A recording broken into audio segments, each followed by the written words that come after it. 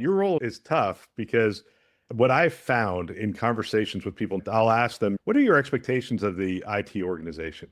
And they're like all over the place. And I'm like, okay, so how do you know who to hire? It sounds like you don't know whether you want an electrician or a carpenter or an architect. Like you don't really know what you want out of IT.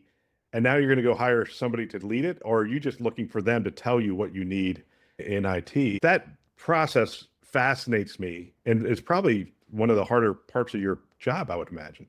What is it? Harvard Business School said when you have more than 7 opinions, you can't get consensus.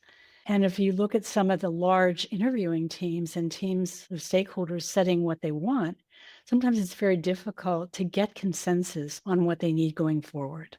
And again, it's trying to bring them together to discuss what are going to be the most important things in this new leader or the interim. To build on Judy's point for a second, you talk about the consulting background, which has helped me a ton. In terms of the qualities of an interim versus the permanent, fast situational assessment, you got to be able to get in there and size things up very quickly.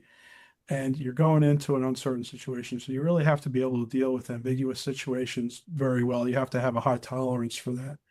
Political acumen, again, you're walking into an organization typically where maybe somebody was loved as a CIO and departed, or maybe not.